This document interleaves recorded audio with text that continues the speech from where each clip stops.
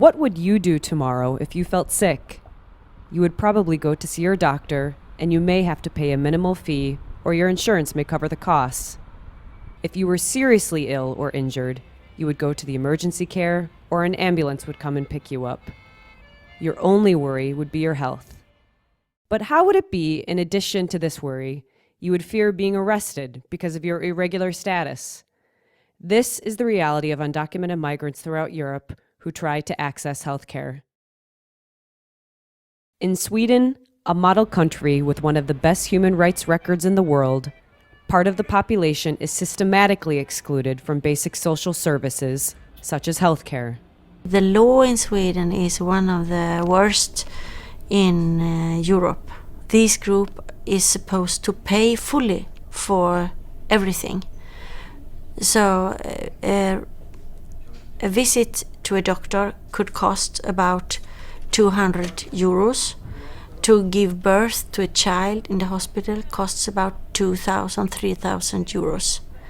And of course this group cannot pay these amounts. We cannot go to normal doctor. I said kids can go, but not we. Adults. No, not adults. We cannot go. That's nice here in Sweden, in Göteborg. They have one place which one place, so we can go there. An ordinary place during the day transformed into a health clinic in the evening. Here, some 30 volunteer health professionals treat more than 50 patients in a 3-hour period. Because of undocumented migrants' constant fear of the police, the location of this clinic is secret. Yes, we have to arrange something when there is no healthcare for people. So we have to arrange a place where people can wait, and meanwhile we give them food. Often there are bread and other food to take home because many of them don't have food enough. We meet families who are really starving. We meet kids without food for days. And it's in Sweden 2011. It's a shame. Innaga è un'associazione sociosanitaria che da sempre ha come scopo il diritto alla salute per tutte le persone che non hanno il diritto alla salute in Italia. The same type of clinic for undocumented migrants exists in Milan, run by volunteer health professionals. Questo se sto male, io gli ho detto che non sto male per morire, riesco a andare, riesco a camminare, riesco a lavorare, solo che sentivo questo odore strano dalla bocca e pensavo che sono le tonsille che mi aiutano. Mi ha detto guarda che tu non sei grave, per questo noi ci sono le persone più gravi di te, per questo tu poi devi andare a ospedale per stranieri, lì ti può aiutare. Mi hanno chiesto documenti, ho detto che non ce l'ho, per questo ho detto che devo venire qua, che non mi possono aiutare. Nel 1995 esiste una legge che estende l'assistenza sanitaria a tutte le persone presenti in Italia, anche per gli immigrati irregolari. In Italy, contrary to Sweden, undocumented migrants are entitled to almost the same level of healthcare as citizens. However, in practice, bureaucracy, discrimination, lack of information, and fear of being detected prevent many undocumented migrants from gaining access to healthcare. È come casa nostra di immigrazione, come uno che entra come sua casa, che trovi bene con che lavorano qua. All'ospedale deve andare tanti sportelli per prendere tanti visite. Faccio una visita del medico con l'ortopedia, fare un'altra di tanti sportelli, come dici, che tanti. Diciamo che le patologie non si discostano significativamente da quelli di pazienti coetanei italiani. Per un immigrato irregolare, che dipende integralmente per quanto riguarda il lavoro dal suo stato di benessere e di salute, rischia di essere trasformata in un'emergenza, in un dramma. Perché nella medicina essere veramente malati o temere di esserlo non ha una grande differenza ai fini della gestione della malattia. Chiaramente più precario è il grado di vita, di abitazione, di lavoro e naturalmente giuridico degli immigrati, e maggiore è l'aura emotiva con cui una patologia viene vissuta. We have some students working as assistants to the doctors, to the medical doctors here, and one of our doctors is Leila.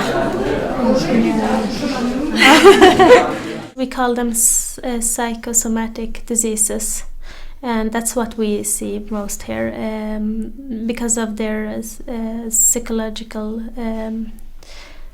because of the fear they live with and their situation. They have more psychosomatic diseases, which can be back pain, headache, sleeping disorders. And fear. It's really hard to be hidden. And my life, now it's really, I was so much deprimiert, I was in depression. I have now medicine for depression because I cannot live without medicine now. No. Lots of people come to me and they say, I have pain from all my teeth. It hurts all over here. And then we usually help them, which seems like it feels very strange because all we can do is like do a plastic what's something in plastic that you put on your teeth that you have when you sleep, so it makes you relax. But this is, of course, something just will ease the pain from the teeth. And in fact, we will do nothing about the situation, of course. So, well. Lavoriamo facendo circa 15-18 mila visite all'anno, tutte di pazienti irregolari, e è un'associazione che è fatta soltanto da volontari. In Italia il diritto alla salute, dicevamo prima, è ben affermato dal punto di vista legislativo. Ci sono delle leggi chiare che affermano questo diritto per tutti. L'applicazione di questo diritto si scontra un po' con le interpretazioni regionali, perché da noi l'assistenza sanitaria è per certi versi anche compito delle regioni, e alcune regioni, soprattutto la nostra regione, la Lombardia, tende a non applicare questo diritto alla salute agli immigrati irregolari. And the last thing who has happened now in Sweden is that the social minister Göran Hägglund in this government that we have now, he asked for an investigation, and it's a very good investigation. It is as far as the discussion has come in Sweden. It's all basic facts about the group and the healthcare system and everything. Now our task is to try to get this as a proposition, as to make this as a law. This investigation is a base for a good law, and now we have to discuss how could we change the law in Sweden. While numerous international instruments in human rights law have been ratified by EU member states and refer to the right of everyone to healthcare as a basic human right, regardless of one's administrative status, the laws and practices in many European states deviate from these obligations. Undocumented migrants in Europe face problems in gaining access to healthcare services. This situation puts enormous strain on local actors such as NGOs and healthcare professionals. While providing key services to defend the right of undocumented migrants to healthcare, the clinics in Milan and Gothenburg aim to close down one day because undocumented migrants should have access to healthcare in the mainstream system.